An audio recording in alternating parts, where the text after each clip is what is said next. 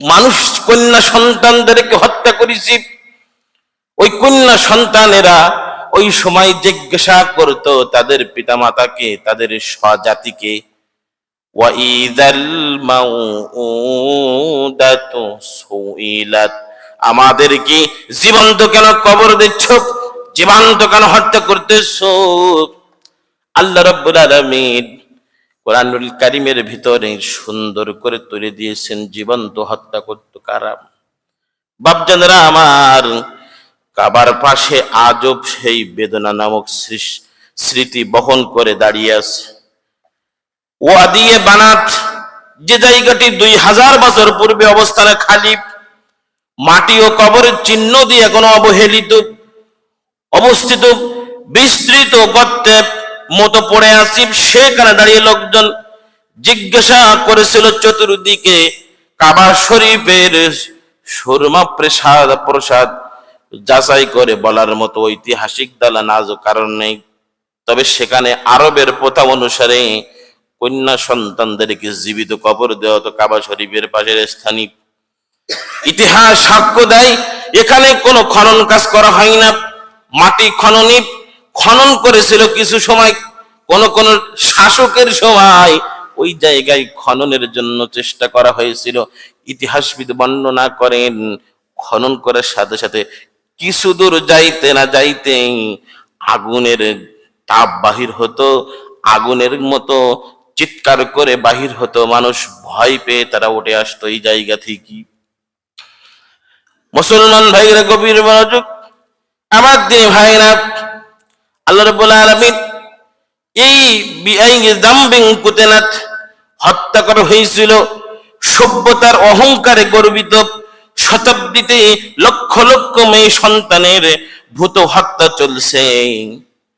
আমাদের সমাজে কিভাবে এই 1400-1500 বছর আগে রাসূল সাল্লাল্লাহু আলাইহি ওয়াসাল্লামের জামানায় ওরা জীবন্ত কন্যা সন্তানদেরকে হত্যা করত, আর আমরা বর্তমান সমাজে জীবন্ত মার পেটে গর্ভ থাকা অবস্থায় ছেলে না মেয়ে যাচাই বাছাই করে যদি বুঝতে পারি মেয়ে, তাহলে ঔষধের মাধ্যমে, ডাক্তারের মাধ্যমে ওই সন্তানকে হত্যা করে দিচ্ছি। বর্তমান জামানার সাথে ভাইরা আমার লক্ষ লক্ষ মানুষ চেক করে এখন আল্ট্রাসোনোগ্রাম বাইর হয়েছে, ছেলে না মেয়ে ডাক্তারেরা বলে দিচ্ছে। পরীক্ষা করার পরে বাড়ি থেকে মনে করেন গর্ভবতী হলো, 7 মাস পার হয়ে গেল, ডাক্তারের এইখানে চলে গেল পরীক্ষা করার জন্য। ডাক্তার সাহেব ছেলে না মেয়ে আগে বলতে হবে।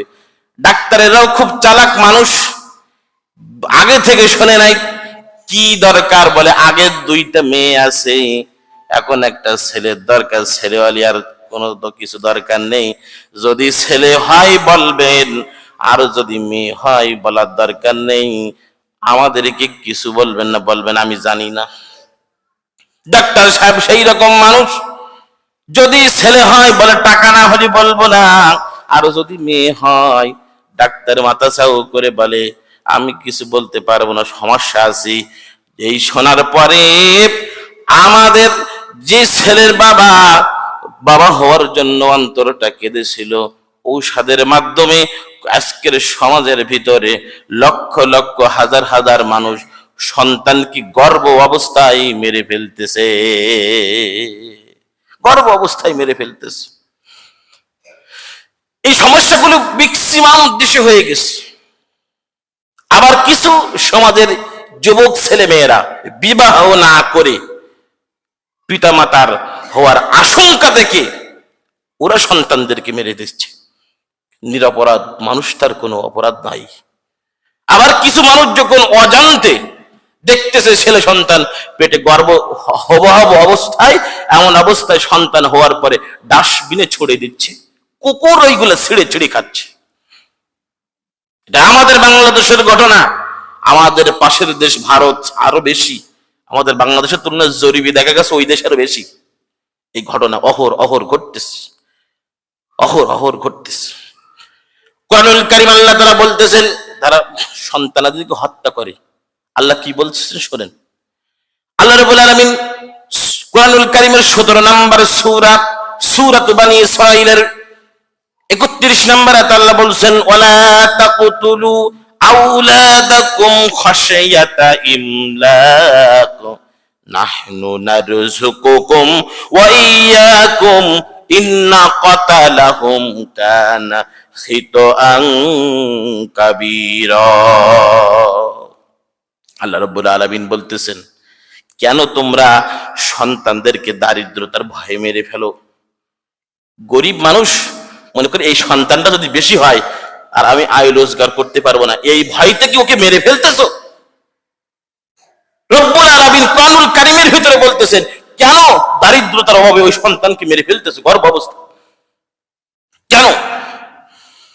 আল্লাহ রাব্বুল আলামিন সুন্দর করে বলতেছেন, তুমি কষ্ট পেয়ে না, নাহনু নারযুকুকুম ওয়া ইয়্যাকুম, বান্দারে আমি তোমাকে রিজিক দেই, তোমার সন্তানদেরকেও রিজিক দেব। জোরে কন্যা সুবহানাল্লাহ। বলতেছে তুমি গরিব মানুষ মনে করতেছে যে এই সন্তানটা যদি হয় আমার মনে খুব আয় করা লাগবে, খুব কষ্ট করা লাগবে। তুমি জেনে রেখে দাও, তোমাকে আমি যে রব্বুল আলামিন খাওয়াই রিজিক দেই, ও হলে ওকেও রিজিক দেব। তুমি মন খারাপ করো না, কষ্ট পেও না।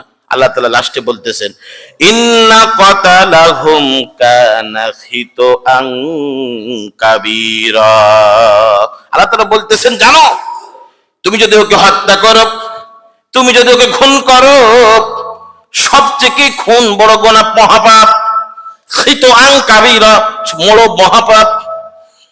খুন করো না বান্দা, দারিদ্রতার অভাবে মেয়েটাকে মেরে ফেলো না, সন্তানটাকে মেরো না।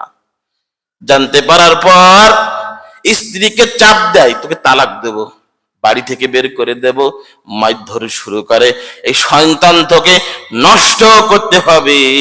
মেয়ে জানার পরেই আবার যদি না নিতে চাই, যদি আল্লাহ তাআলার অশেষ মেহেরবানিতে যদি চলে আসি, এই সন্তান যদি তুমি মেরে ফেলো, তুমি খুনি, তুমি খুনি, তুমি খুনি, তুমি খুনি। তোমার শাস্তি কোরআনে আছে। আস্তে আস্তে করে বলছি। আবার জন্ম নিয়ন্ত্রণের নামে চলতেছে মানব শিশু হত্যা। বহুত জায়গায় মানব শিশু হত্যা যজ্ঞ, মানুষ মেতে উঠেছে, মানুষ দেখতেছে। রাসূলের জামানায় যেমন জীবন্ত হত্যা করা হতো, তাদের মেশিন ছিল না, আল্ট্রাসোনোগ্রাম ছিল না, বুঝতে পারতো না মেয়ে সন্তান হবে কি। আজকের জামানায় আমরা দেখতে পাই, মোবাইলের মাধ্যমে সার্চ দিয়ে সমস্ত খবর নিয়ে আসতে পারি। পেটের খোলে কি আছে এমন যন্ত্র বাহির হয়েছে, আমরা সবকিছু তন্ন তন্ন করে দেখতে পারি। সেরার খবর দেখতে পারি, কোন সেরা ছিঁড়ে গেছে, কোন সেরা চলতেছে না। ছোট্ট ছোট্ট যন্ত্রের মাধ্যমে পেটের সমস্ত খবর জানতে পারি। এইখান থেকে 14 বছর আগে যদি তারা সন্তানদেরকে হত্যা করে, আর তুমি যদি জন্ম নিয়ন্ত্রণের নামে পেটে অবস্থায় সন্তানদেরকে হত্যা করো, আমি এই সমস্ত দ্বারা বিবাহিত পুরুষ আছেন প্রিয় ভাইরা, এই কাজ যারা করবেন তাদের শাস্তি কি আমি আস্তে আস্তে বলতেছি। কঠিন শাস্তি আল্লাহ তাআলা কুরআনুল কারীমের ভিতরে আল্লাহ তাআলা তাদের শাস্তির বিধান কি। আল্লাহ রাব্বুল আলামিন সূরা বাকারা 2 নম্বর সূরা 178 নম্বর আয়াত, কোরআনের সরকার, আল কোরআনে ইসলামিক সরকার যদি প্রতিষ্ঠিত থাকে, যদি সবচেয়ে দেশের পার্লামেন্টে কোরআন থাকে, তার বিধান কি হবে? আল্লাহ তাআলা বলছে, আইয়ুহাল্লাযীনা আমানু কুতিবা আলাইকুমুল কিসাসু কতলা। হে ঈমানদারগণ, নিহতদের ব্যাপারে তোমাদের উপরে কিসাসের বিধান লেখা হয়েছে। স্বাধীন ব্যক্তির বদলে স্বাধীন ব্যক্তি, কৃতদাসের বদলে কৃতদাস, নারীর বদলে নারী, যারা হলো কিসাস, সমান সমান অধিকার। কেউ যদি কাউকে খুন করে, প্রমাণ সহকারে তাকে খুনের বিধান কোরআন দিয়েছে। এখন কয়েকটা বিধানে আমাদের বাংলাদেশে কিছু বুদ্ধিজীবী টিভির মাধ্যমে, টকশোর মাধ্যমে ইসলামের এই আয়াতটাকে বিভ্রান্ত ছড়ায়। তারা বলে ইসলাম খুনের বদলে খুন নিতে বলেছে। আর আমরা যে মানুষের তৈরি আইন বানিয়েছি, এটা খুনের বদলে খুন নয়, এটা খুনের বদলে জেলের জুলুমের পরে মানুষকে ছেড়ে দেওয়া হয়। ইসলামের বিধানটা দেখি, কেউ যদি কিসাসের আইনের মধ্যে পড়ে, এবার যদি মনে করেন যে ব্যক্তি হত্যা করেছে তার ছেলে মেয়ে পরিবার বর্গ যারা আছে তাদের কাছে যদি আপনি মাপ বা ক্ষমা চাইতে পারেন, ক্ষমা চান, আমি জীবনে করব না, আই ভুল করে ফেলেছি।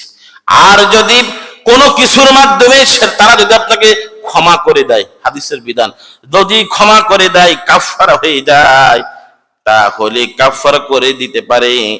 তবে আল্লাহ রাব্বুল আলামিন সুন্দর করে বলতেছেন, কেউ যদি ব্যভিচারিণী শাস্তি বলে, শাস্তি তাকে দিতে হবে জেনাকারিণী অবিবাহিত হলেই, এই হলো যে কাউকে হত্যা করলে। এবার যদি কোরআনের আইন দেখেন কত সুন্দর করে, যারা যদি ব্যভিচারিণী যদি ব্যক্তি হয় বিবাহিত হয়, যদি কোনো ব্যক্তি জিনা করে বিবাহিত হয় তার মৃত্যুদণ্ড। আর যদি পাথর মেরে রজম করতে হবে, পাথর মারতে হবে, তাও যদি না হয়, জিনাকারিণী অবস্থায় যদি ধরা পড়ে 100 বেতের আঘাত। প্রথম কথা, যারা বিবাহিত তাদের মৃত্যুদণ্ড, না হয় পাথর মারা হত্যা করা। জিনাকারিণী যদি অবিবাহিত হয়, বিয়ে করিনি, তাহলে 100 বেতের আঘাত মারতে হবে। বিধান কোথায়? কোরআনুল কারীমের সূরাতুন নূর 2 নম্বর আয়াতে বলছে, ওয়াসানিয়াতু ওয়াসানি ফাজলিদু কুল্লা ওয়াহিদিম মিনহুমা মিআতা জালদা। ব্যভিচারিণী আর ব্যভিচারী প্রত্যেককে 100 বেতের আঘাত মারতে হবে। তারপরে বলতেছেন, যিনি এই বিচারে করবেন তার মন শক্ত হতে হবে, নরম হওয়া যাবে না। আল্লাহর বিধান চূড়ান্ত বিধান, অন্তরে দয়া হওয়া যাবে না। যে ব্যক্তি বেতের আঘাত মারবে ওর হৃদয় শক্ত হতে হবে, আল্লাহর হুকুম পালন করতে হবে। বাকি যে জায়গায় নরম হওয়া, কিন্তু আল্লাহর বিধান পালনের সময় নরম হওয়া যাবে না। আল্লাহর বিধান পালনের সময় নরম হওয়া যাবে না। এর একটা চূড়ান্ত কাহিনী আছে। রাসূল সাল্লাল্লাহু আলাইহি ওয়াসাল্লামের দরবারে একজন নারী এসে হাজির হলেন। হঠাৎ করে রাসূলকে বলে, ইয়া রাসূলুল্লাহ, আমি অমুক নারী, অমুক গোত্র থেকে এসেছি, আমি জিনা করেছি শয়তানের ধোঁকায় পড়ে, আমাকে আপনি বিচার করুন। রাসূল মুখ সরিয়ে নিলেন, ডাইন বাড়ি ছিলেন, বাম বাড়ি নিলেন। ওই মহিলা বাম বাড়ি এসে জিজ্ঞাসা করছে, ইয়া রাসূলুল্লাহ, আমি অমুক খারাপ কাজ করেছি, জিনা করেছি, আমাকে আপনি শাস্তি দিন। মুখ সরিয়ে নিলেন। রাসূল সাল্লাল্লাহু আলাইহি ওয়াসাল্লাম মুখ ফিরিয়ে নেওয়ার পর মহিলাটা রাসূলের চারপাশে নিজের উপর সাক্ষ্য দিচ্ছিল। রাসূল সাল্লাল্লাহু আলাইহি ওয়াসাল্লাম জিজ্ঞাসা করলেন, এই মহিলাটা, আবার রাসূল সাল্লাল্লাহু আলাইহি ওয়াসাল্লাম ভাবতেছেন মনে হয় মহিলাটা পাগল, মহিলাটা মনে হুঁশ জ্ঞান নাই, জিনার ব্যভিচারের শাস্তিকে সে কি জানে, তারপরও কেন বিচারের জন্য আসছে। রাসূল সাল্লাল্লাহু আলাইহি ওয়াসাল্লাম বলেন, এই মহিলাটাকে কেউ কি চেনো? এ কোন মহিলা? এ কি ভালো পাগল না একদম ভালো মানুষ? বলে, ইয়া রাসূলুল্লাহ, ইয়া হাবিবাল্লাহ, অমুক গোত্রের মহিলা, আমি তাকে চিনি। তিনি হলো জুহাহিন গোত্রের একজন, পাগল নয়, তিনি ভালো মেয়ে। রাসূল সাল্লাল্লাহু আলাইহি ওয়াসাল্লাম বলতেছেন, তোমার কি পেটে সন্তান আছে? জিনা করার পর বলতে, হ্যাঁ, আমার পেটে একটা সন্তান। বলে, যাও, ওই সন্তান হওয়ার পর তুমি আবার আসবে, তখন তোমার বিচার কার্যকর করব। সন্তান প্রসবের পরে আবার যখন, রাসূলুল্লাহ, আমার সন্তান হয়ে গেছে, বলে, যাও, 2 বছর ওর তোমার দায়িত্ব, 2 বছর দুধ পান করাবে, 2 বছর পূর্ণ পালন করার পর শাস্তি। সন্তানকে অধিকার, তোমাকে অধিকার গ্রহণ করতে 2 বছর পর মহিলাটা বাচ্চাতে হাতে নিয়ে 1 টুকরা রুটি নিয়ে আসলে, ইয়া রাসূলুল্লাহ, এই বাচ্চাটি এখন রুটি খেতে পারে, আমার উপর কার্যকর করা হোক। ছেলেটিকে একজনের কোলে দিল। ছেলেটি একজনের কোলে রাসূলের জলিল কদর সাহাবী হযরত খালিদ রাদিয়াল্লাহু তাআলা আনহুকে ডাকলেন, খালিদ, এই মহিলাকে ডেকে নিয়ে যাও, বুক পর্যন্ত গেড়ে দাও, গেড়ে দিয়ে তোমরা পাথর মারতে থাকো, রজম করো, পাথর মেরে হত্যা করবে। দেখবে যতক্ষণ হত্যা করার পর যতক্ষণ না মরে ততক্ষণ পাথর মারো। কোরআনের বিধান। বুক পর্যন্ত গাড়া হলো, গাড়া হওয়ার পর সকলেই পাথর মারতেছে সাহাবীরা। হঠাৎ করে পাথর মারতে মারতে 1 টুকরা রক্ত খালিদ রাদিয়াল্লাহু তাআলা আনহুর গায়ে শরীরে এসে লাগছে, মুখ বরাবর, কোন জায়গায় লিখছে মুখ বরাবর, কোথায় লিখছে শরীরে হাতে লাগছে। হঠাৎ করে খালেদ রাদিয়াল্লাহু তাআলা আনহু বললেন, মহিলাটিকে গালি দিলেন, এই জিনাকারের রক্ত আমার শরীরে লেগেছে। রাসূল সাল্লাল্লাহু আলাইহি ওয়াসাল্লাম বললেন, খালিদ রে, তুমি কষ্ট পেও না, তুমি রাগান্বিত হইও না, ওই মহিলাকে আমি ফিরিয়ে দিয়েছি কয়েকবার, তারপরেও আল্লাহর বিধান এবার সন্তুষ্টি রেখে আমার কাছে বিচার নিতে এসেছে। খালেদ, ওই মহিলা এত পরিমাণ তওবা করেছে, ওনার তওবা যদি 70 জন মানুষ 70 জন বাড়িতে বিলিয়ে দেওয়া হয়, 70 জন বাড়ির মানুষ জান্নাতে চলে যাবে, ওই মহিলার তওবা খানা বেশি হয়ে যায়। জোরে কন্না সুবহানাল্লাহ। এত আল্লাহকে তারাকে ভয় করেছে। আল্লাহর বিধান কত কঠিন আমি আপনাদেরকে বোঝাচ্ছি, কত সহজ এবং কত কঠিন। যারা অপরাধী তাদের জন্য কঠিন, যারা অপরাধী নয় তাদের জন্য সহজ। আমি আপনাদের সামনে বোঝাচ্ছিলাম কুরআনুল কারীমের বিধান, যে যদি কেউ কাউকে হত্যা করে তাহলে কি হবে। আল্লাহ রাব্বুল আলামিন কোরআনের বিভিন্ন জায়গায় কেউ যদি কাউকে হত্যা করে এর বিধান কয়েকটা শাস্তি বিভক্ত। প্রথম হলো তাকে ধরতে হবে। হত্যা করার জন্য একবারে একজনকে হত্যা করে না, অনেক সময় এখন হলো কৌশলগত হত্যা। কেউ যদি কাউকে প্রতিহিংসা করে, ও একজনকে টাকা দেয়, সেই লোক সন্ত্রাসী ভাড়া করে, ওই সন্ত্রাসী দলের 3-4 জন মিলা একজনকে ধরে হত্যা করে ফেলে।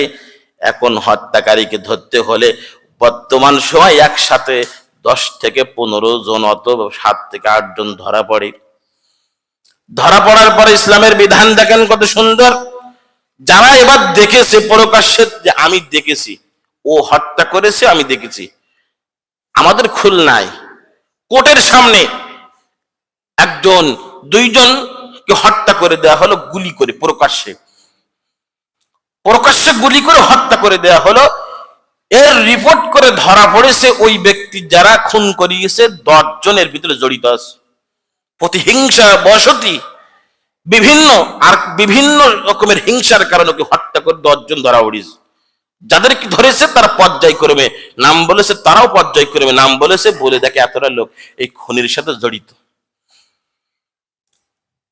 শুধু কৌশলগত হত্যা, এখান থেকে আপনি যত আগাবেন তত কৌশলগত ভাবে একজন আরেকজনকে হত্যা করার এই চেষ্টা মানুষের হিংসার কারণে হত্যা করেছে। মুসলমান ভাইরা, গভীর মনোযোগ দিয়ে ভাইরা, হত্যা সম্পর্কে আল্লাহ রাব্বুল আলামিন কাফেররা প্রশ্ন করে, কাফেররা মুসলমানদেরকে প্রশ্ন করে, রাসূলের জামানায় বাপ ভাই যুদ্ধ করে হত্যা করেছে, ভাই ভাই যুদ্ধ করে হত্যা করেছে, তাহলে কি ওই হত্যার বিচার হবে কি? কাফেররা প্রশ্ন করে। আমাদের সমাজে মুসলমান কাফের আছে, এদের প্রশ্ন শুনলে ঘৃণা করে, এদের দেখলেও ঘৃণা করে। প্রশ্ন কি? তাদের প্রশ্ন ইসলাম নিয়ে, যে রাসূলের জামানায় তো ভাইরা ভাইদের বিরুদ্ধে যুদ্ধ করেছে, ছেলে বাবার বিরুদ্ধে যুদ্ধ করেছে, বাবা ছেলের বিরুদ্ধে যুদ্ধ করেছে, এখন কি তাদের কি শাস্তি দিত? আল্লাহ রাব্বুল আলামিন কোরআনুল কারীমের ভিতরে সুন্দর করে বর্ণনা দিতে দিয়ে বলছেন, ফাইদা লাকিতুমুল্লাযীনা কাফারু ফাদারবার রিকাব। আল্লাহ তাআলা বলছেন, যখন কাফেরদের সাথে মোকাবেলা করো তখন ঘাড়ে আঘাত করো, অবশেষে যখন তোমাদের সম্পূর্ণরূপে প্রযুদক্ষ করবে তখন মজবুত বোধ করো। কাফেরদের সাথে যুদ্ধ, কাফের কারা?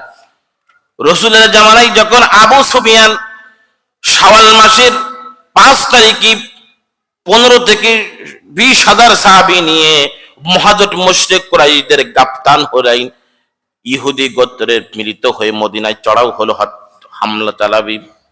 মদিনার উপরে চড়াও হওয়ার পরে সামনাসামনি মোকাবেলা করবে না, সামনাসামনি মোকাবেলা হবে না। কি করবে?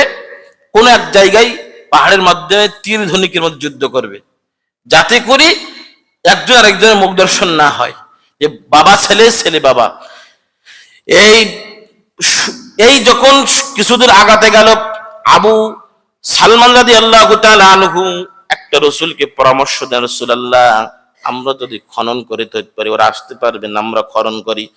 দীর্ঘ 25 দিন ব্যাপী তারা মাটি খনন করলো, রান্না করলো, স্বদেশপত্র জ্বালাবার, রান্না করার পরে সেইগুলো রসুলের পরামর্শ অনুযায়ী সবকিছু মাটি খনন করলো। ওরা আর আসতে পারতেছে না, এখানে পার হয়ে গেলে আসতে পারে না, আসতে পারে না। সাতশা ইহুদিরা আবার কিছু মুসলমানদের সাথে চুক্তি ছিল যে আমরা কোনো খারাপ কাজ করলে যদি আপনাদের বিরুদ্ধে চলে যাই তাহলে আমরা আপনাকে বলবো। ইহুদিদের কথা, আবু সুফিয়ানের কথা ইহুদিরা ভঙ্গ করল, তারা চলে গেল মুসলমানদের বিরুদ্ধে, তারা যুদ্ধে চলে গেল। রাসূল সাল্লাল্লাহু আলাইহি ওয়াসাল্লাম এই বিধান দেখলেন, যারা বিশ্বাসঘাতকতা করেছি, আল্লাহ রাব্বুল আলামিন সূরা মায়েদার 5 নম্বর আয়াতে বলছেন, কাতাবনা আলাইহিম ফিহা আন্নান নাফসা বিন নাফসি, আর আমরা তাদের উপরে তারা আবশ্যক করে দিয়েছিলাম প্রাণের বদলে প্রাণ, চোখের বদলে চোখ, নাকের বদলে নাক, কানের বদলে কান, দাঁতের বদলে দাঁত। অনুরূপ ভাবে কেউ তা ক্ষমা করলে তা কাফারা হয়ে যাবে। কেউ যদি ক্ষমা করে তা কাফারা দিতে হবে। শুধু এই নয়, আল্লাহ নাজিল করেছেন কোরআনের বিধান অনুযায়ী, আর সে বিধান যে ব্যক্তি মানে না সে ব্যক্তি জালেম। আল্লাহ রাব্বুল আলামিন সুন্দর করে বলতেছেন, ওয়ামাল্লাম ইয়াহকুম বিমা আনজালাল্লাহু ফাউলাইকা হুমুল যালিমুন। যারা আল্লাহ তাআলা নাজিলকৃত বিধান মানে না তারা হলো জালেম।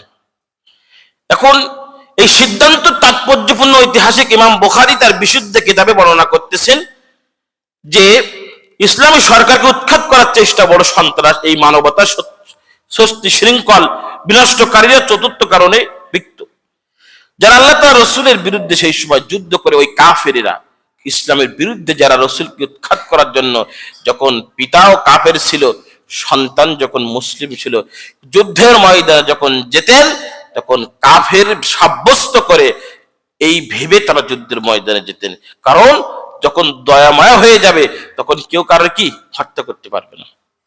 কারণ রাসূল সাল্লাল্লাহু আলাইহি সাল্লাম যখন গ্রহণ করে, অনেক সময় পিতা ইসলাম গ্রহণ করলে ছেলে করে নাই, ছেলে ইসলাম গ্রহণ করলে পিতা করে নাই, তারা মদিনায় চলে গিয়েছিল। সেই সময়ের যুদ্ধের কথা বিভিন্ন নাস্তিক বেঈমানেরা এই বলে আমাদেরকে অনেক ঠাট্টা বিদ্রুপ করে তারা বিভিন্ন জায়গায় নিষিদ্ধ কোরআনের আইন বিধি বিধানগুলো তারা হেয় প্রতিপন্নর মাধ্যমে তারা ছড়িয়ে দিতে চায়। কোরআনের বিধান আজ সমাজে প্রতিষ্ঠিত হলে কি হতো, তার কয়েকটা দিক আছে। তার দিক হলো, যে ব্যক্তি কোরআনের বিধান যদি প্রতিষ্ঠিত করত তাহলে সন্ত্রাসী থাকতো না, চাঁদাবাজ থাকতো না, দুর্নীতিবাজ থাকতো না, এই কারণে থাকতো না কোরআনের বিধানকে তারা দেখত, কোরআনের শাস্তিকে তারা ফলো করত। না করার কারণে আজকে মানুষের তৈরি বিধান রচিত হওয়ার কারণে, পার্লামেন্টে থাকার কারণে ও চিন্তা ভাবনা করে 10 কোটি টাকা মেরে দিয়ে 2 মাস জেল খেটে জামিনের মাধ্যমে বেরিয়ে আবার এসে আবার শুরু করব, এরকম ধ্যান ধারণা থাকে। এই জন্য দুর্নীতি পাপাচারগুলো বেশি বেশি করার জন্য চেষ্টা করে। কিন্তু কোরআনের বিধান কি বলছেন, দুর্নীতি করলে, পাপ করলে কি হবে? কেউ যদি হত্যা করে, দুর্নীতির কারণে আরেকজনকে হত্যা করে দেয়, তার শাস্তি কি হবে? সম্পূর্ণ সুন্দরভাবে বর্ণনা করে দিয়ে মানুষদেরকে সুন্দর করে কিসাসের বার্তা দিয়েছেন, হত্যা করলে কি হবে। এই জন্য আজকে বিভিন্ন ইসলাম বিরোধী শক্তিরা, যারা ইসলামকে বিজয়ী চায় না, ইসলামকে তারা এই মুখে মুখে ইসলাম মানতে চায়, ইসলামকে খুব শ্রদ্ধা করে, খুব ভালোবাসে মুখে মুখে, অথচ মানে না, এই ধরনের মুসলমান নামধারী শয়তানেরা আদৌ সমাজে ইসলাম প্রতিষ্ঠিত তারা চায় না। আল্লাহর কোরআন কি বলছে, তারা কোরআনের নাজিলকৃত আমি যে বিধি বিধান দিয়েছি এটা প্রতিষ্ঠিত চায় না। তাদের কি, তাদের চরিত্র কি, আল্লাহ তাআলা সুন্দর করে বর্ণনা করতেছেন, ওয়ামান লাম ইয়াহকুম বিমা আনজালাল্লাহু ফাউলাইকা কাফিরুন ওয়ামান লাম ইয়াহকুম বিমা আনজালাল্লাহু ফাউলাইকা হুমুজ যালিমুন। যারা কোরআনের আইন বিধি বিধানগুলো প্রতিষ্ঠিত হোক এটা চায় না, তারা হলো কাফের, তারা হলো জালেম। আল্লাহ তাআলা সুন্দর করে বর্ণনা দিচ্ছেন। মুসলমানের সন্তানেরা আজকে কোরআনকে প্রকাশ্যে বিরোধিতা করে না, মানুষ দেখে ফেলবে, এই জন্য অনেক সময় নিজে করে না, মানুষ দিয়ে করায়। অথচ গ্রামগঞ্জে বিভিন্ন জায়গায় গানের মজমা বসবে, গানে বাজনা সবকিছু চলবে, কনসার্ট চলবে, তখন ওর মনে অশান্তি লাগবে না, ওর মনে খারাপ লাগবে না। যদি হঠাৎ করে একটু ওয়াজ মাহফিলও দেওয়া হয়, ও সেদিন রাত্রিরা ঘুম আসে না, খুব ডিস্টার্ব হয়। অথচ ঘন্টার পর ঘন্টা গান বাজবে, ঘন্টার পর ঘন্টা ছেলে পেলেরা গান বাজাবে, ওরা ডিস্টার্ব হবে না। বিভিন্ন চরিত্রের মানুষ আজকে দেখা যায়। ভাইজানেরা আমার, কোরআনের আইন প্রতিষ্ঠিত হলে কি হবে? আল্লাহ একটা উদাহরণ আল্লাহ তাআলা বলছেন, ওয়ালাউ আন্না আহলাল কুরা আমানু ওয়াত্তাকাউ লাফাতাহনা আলাইহিম বারাকাতিম মিনাস সামাই ওয়াল আরদ। কোরআনের আইন যদি প্রতিষ্ঠিত হয়, আমি যে কত রহমত দিয়েছি, জমিনে যে রহমত, ওই জমিনটার 4 বার চাষ করার পরে 22-23 মণ করে ধান নাও, কিন্তু ওই জমিনের ভিতরে থেকে তোমাদেরকে আমি দেই। কোরআন যদি আরো প্রতিষ্ঠিত হয়, রহমত দেখবা চতুর্বার আসবে। একটা মজার ঘটনা বলি, আবু বকর রাদিয়াল্লাহু তাআলা আনহু খিলাফত শেষ, 2.5 বছর খিলাফতের দায়িত্ব পালন করেছে, 2.5 বছর দায়িত্ব পালন করেছে।